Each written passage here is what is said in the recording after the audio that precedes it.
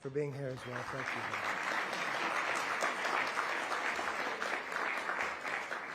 The Senate is in session, but the House is not. So for our foreign guests, this is very, very important to us. As you'll see, a lot of members came back simply to celebrate this day.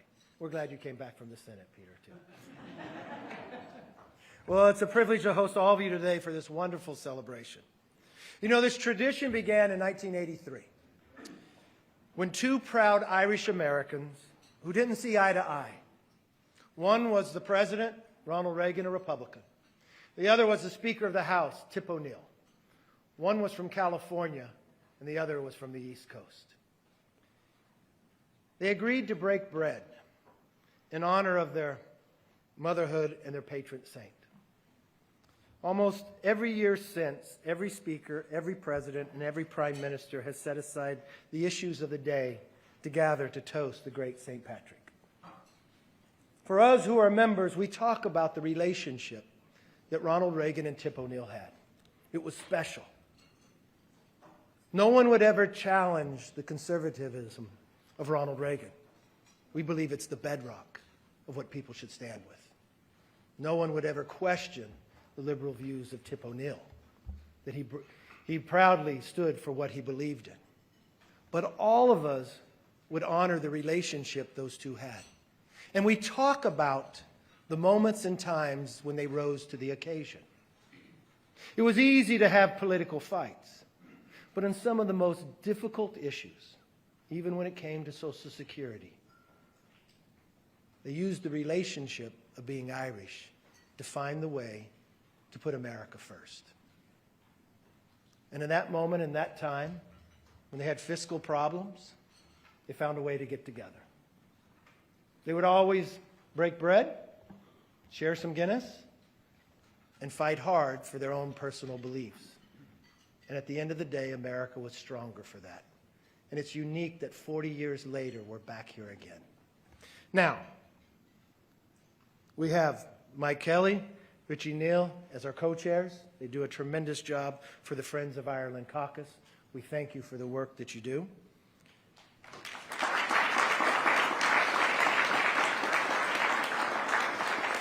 We are honored to have the Taoiseach back with us again. This is not foreign land to you. You actually served here as a staffer, became a doctor, and you lead your country. We're honored and proud to have you back. And to the Taoiseach who had served here, you know the political battles at times we would have. And this is a unique time for you to be here. Because for America, we know the stakes are high. That a clash is brewing, people say, between the President and I. Of what should we do? Of what would be the ramifications for the entire nation in the coming months? And I think you might be able to settle this for us. Which one of us is more Irish?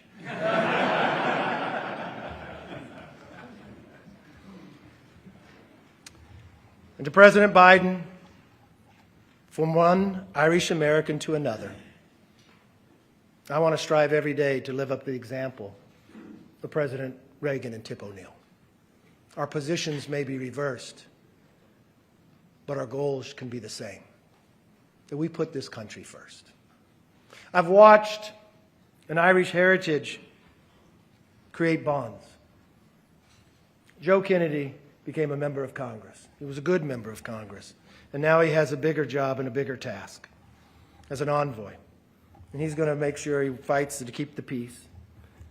But he and I became friends simply because of our heritage. And we became close. We celebrated together when he got married. We celebrated together when he had his first child, Ellie. And I wanted Ellie to have the experience that I had as an Irish American. And so I sent Ellie a gift. I sent her a rocking elephant.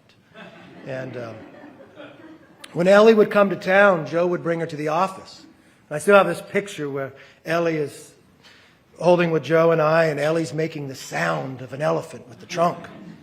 And one night, laid on the floor, Lauren, his wife, FaceTimes him. We're not supposed to answer the phone, but he's a good father. He does. And I'm sitting next to him. And they're sitting in Ellie's room, and Ellie is rocking on this elephant. And I proudly look at Joe, and I said, she's going to have the same experience that I did. She's born into an Irish Democrat family, and she's going to become a Republican. Thanks for being here, Joe.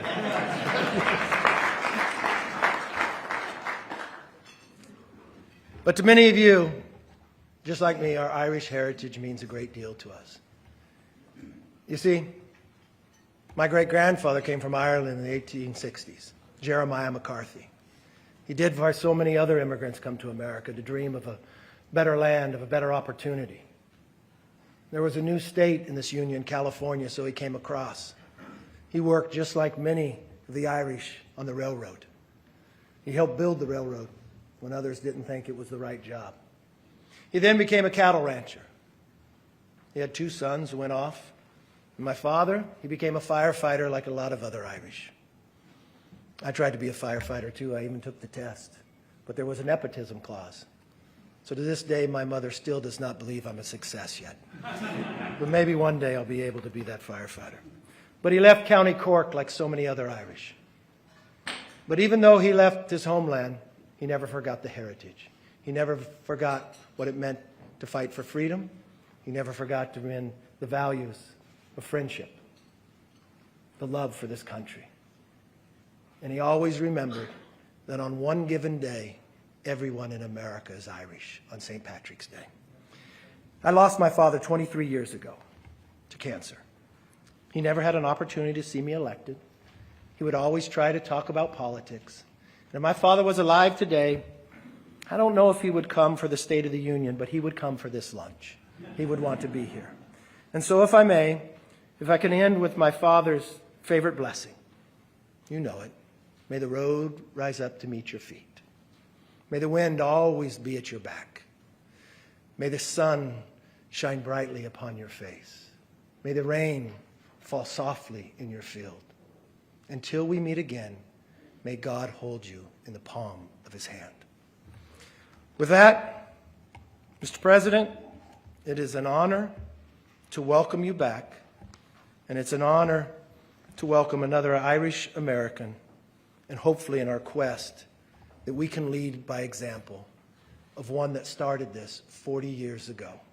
I give you the President of the United States, Mr. Joe Biden.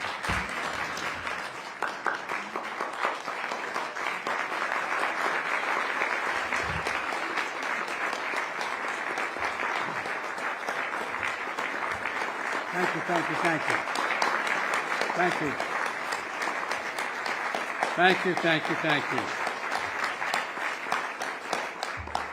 You have all heard the expression, it's attributed to a guy named Shane Leslie, who once wrote, every St. Patrick's Day, every Irishman goes out to find another Irishman to make a speech to. Well, that's why I'm here. I'm glad to be with all of you. And most importantly, I'm glad that we're surrounded by so many friends of Ireland.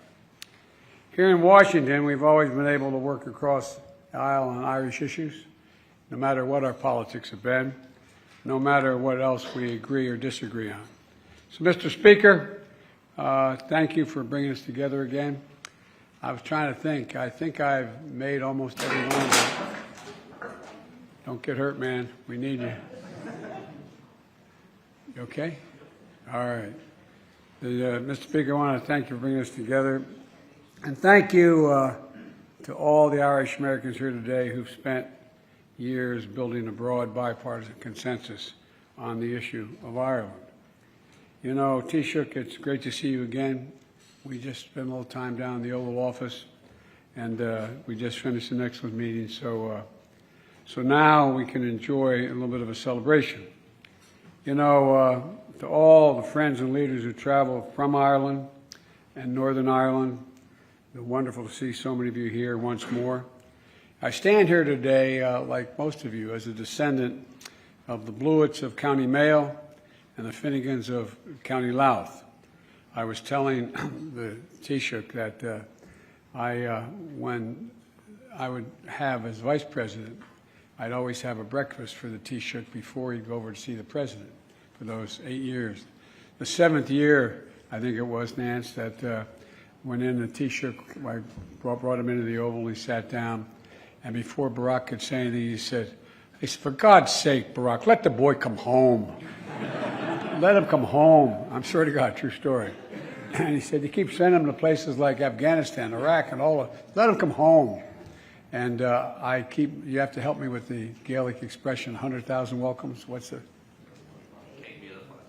Céabhí le Facha. And he said, he'll get 100,000 welcomes.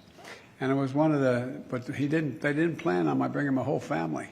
But literally we saw thousands of people. And I was saying that being raised by a grandpop who went to Santa Clara back in the days when Irish in Northeast Pennsylvania didn't very much get a chance to go to college. And he was an All-American football player at Santa Clara. And he came back as a newspaper guy on the business side. And my grandfather used to say that, every time I walk out of his house in Scranton, Pennsylvania, when I lived there for a while, he'd look at me and say, Joe, remember, the best drop of blood in you is Irish. And my grandmother would say, you need more than that. But, but the fact is that when I went over to Ireland, it was a great experience. I'd been to Ireland many times, but not to actually look up to find my actual family members. And there were so many, and they actually weren't in jail. They were all, but all kidding aside, I met the Blewitts and the Finnegans and all of the folks who we were related to. Spent 6 days there, and one of the things that, and the Finnegans were from County Louth. And there's still, if you go to County Louth, there's still a place called Finnegan's Pub, which is, Reverend, it's related to my family. Now, I'm the only Irishman you ever met, though, that's never had a drink, so I'm okay. I'm really not Irish. But look, as many of you know, I, like all of you, take pride in my Irish ancestry. And as long as I can remember, it's been sort of part of my soul, how I've been raised. And, during the times of darkness and despair, it always sort of brings light strength when you think about what my ancestors went through and what we're going through now. And the history that binds us and the values that unite us.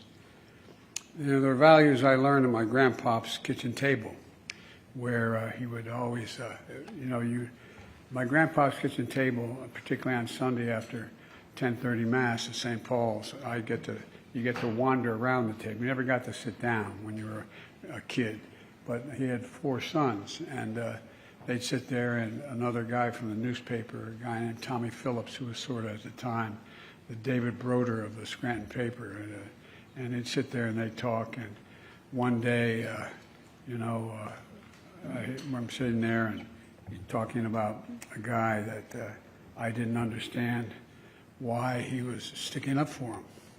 And he was the city chairman of the party, whose son was the city chairman when I ran for president, at any rate.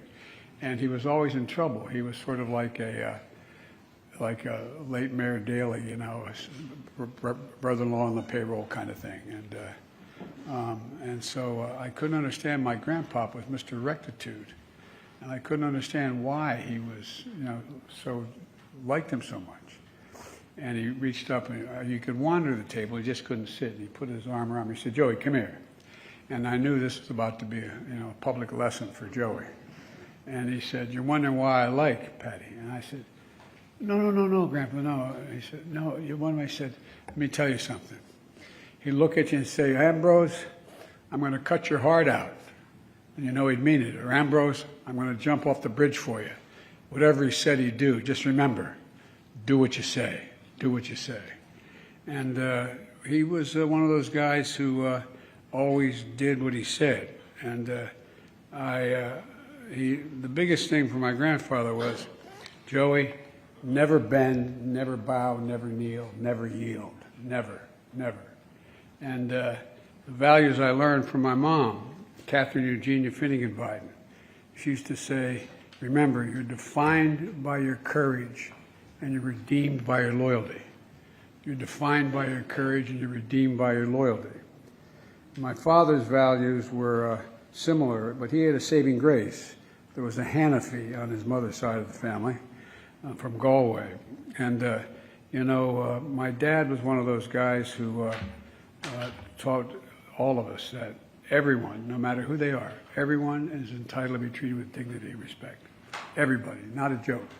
My father would no more walk through the Hotel DuPont and say hello to the chairman of the board of the DuPont company we didn't know, but say hello to him and not say hello to the shoe shine guy. That was my dad.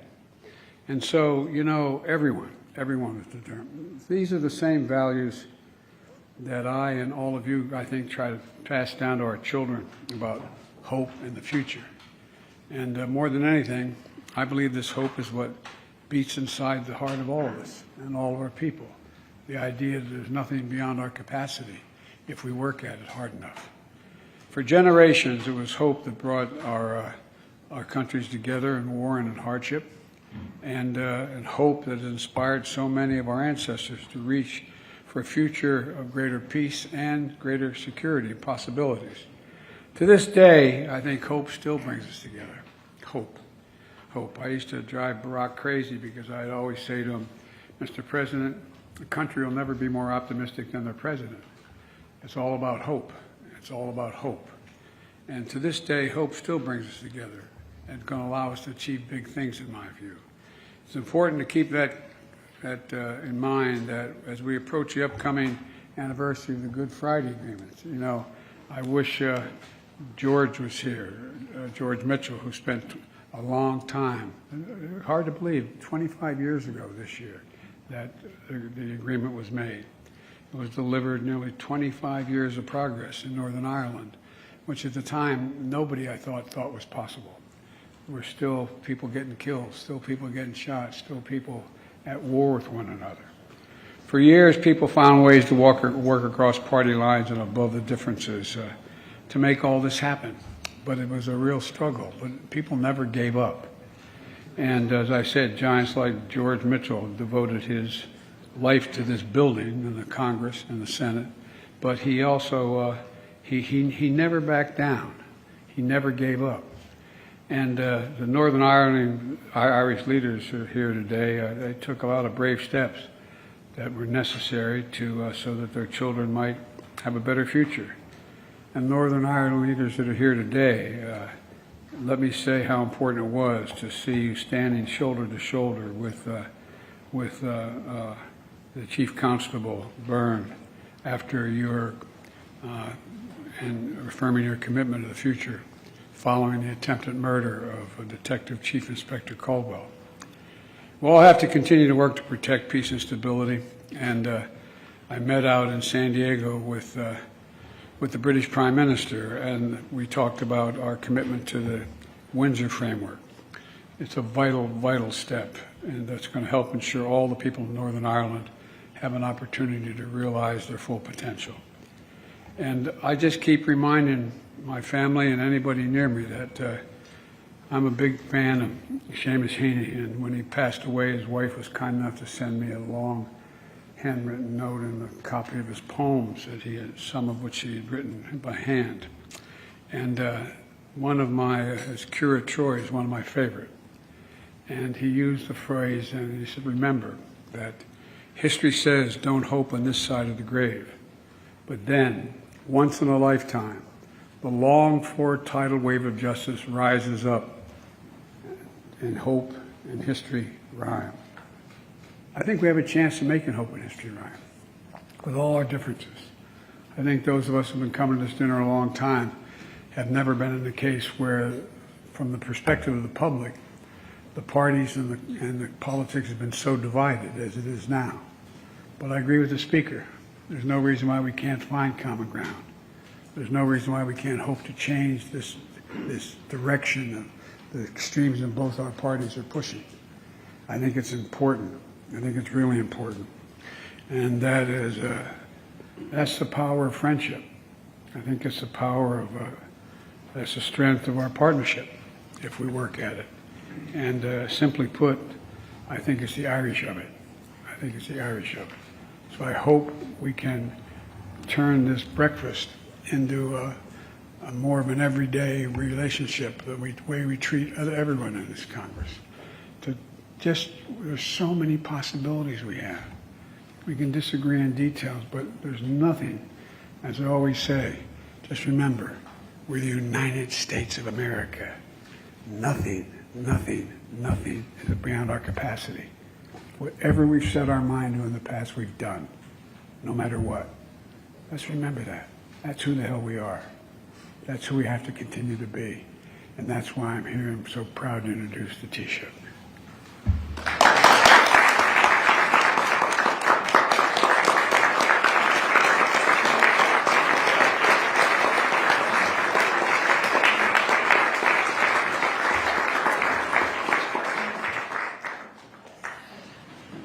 Thank you all so much, Mr. Speaker, Mr. President, members of Congress, ambassadors, esteemed friends and colleagues.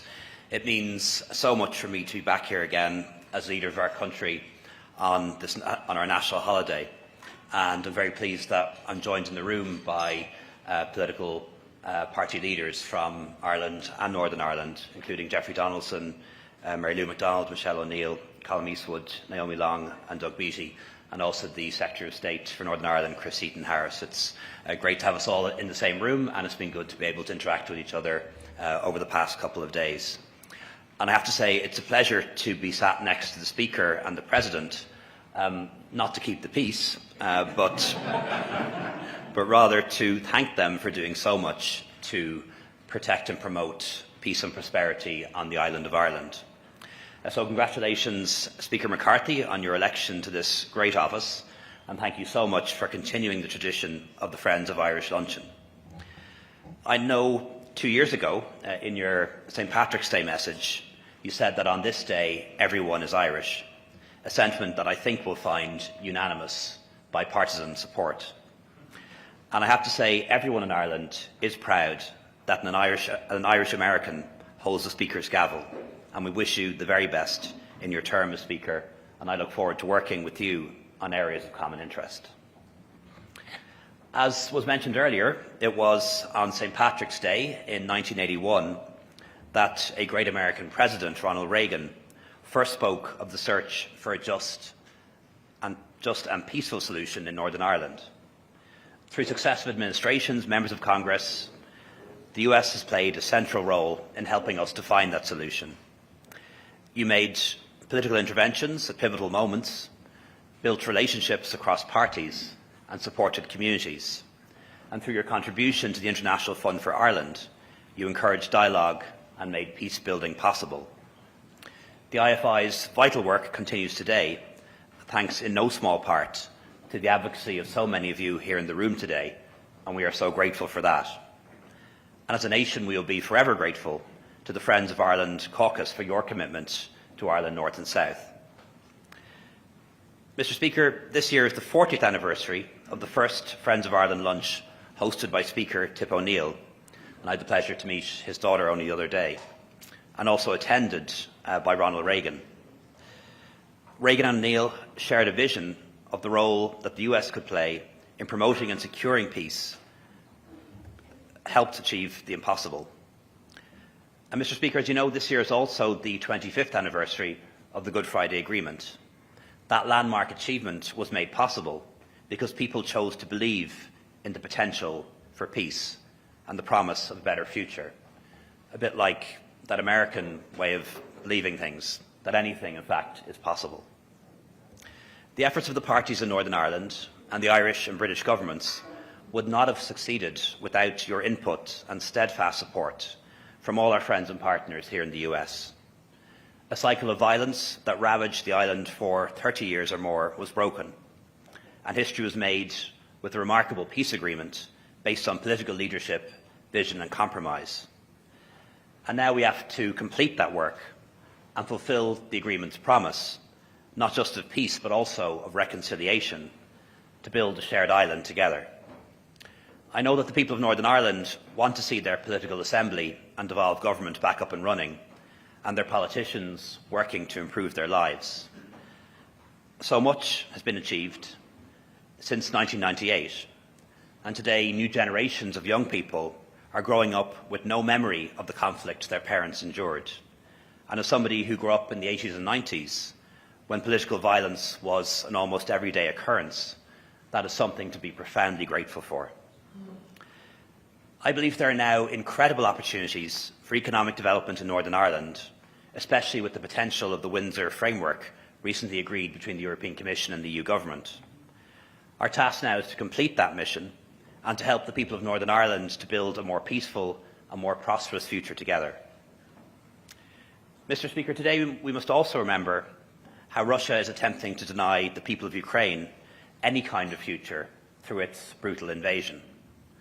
While Ireland is a militarily neutral country, we're not politically neutral in the face of violations of international law and human rights.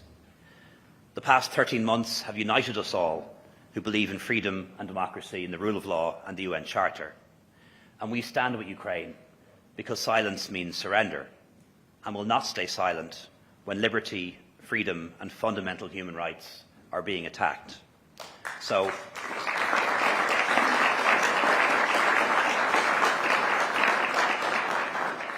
we will stand with Ukraine for as long as it takes. And we've seen so many times in history how this story ends if it's not challenged, how appeasement, no matter how well intentioned, ultimately fails. And I have to say I endorse the ongoing cooperation between Europe and the United States to help defend our Ukrainian friends. In the last century, America led the free world in the fight against fascism and then communism. And in this century, America leads the free world once again, and we thank you for that. Mr. Speaker, symbols matter, and occasions like today matter as well, because they reinforce the invisible bonds that connect people of different political backgrounds together and join countries together. Our story is one of friendship and partnership, and above all, a belief in the possible, a belief in the promise of tomorrow. So thank you again, Mr. Speaker, and happy St. Patrick's Day to everyone.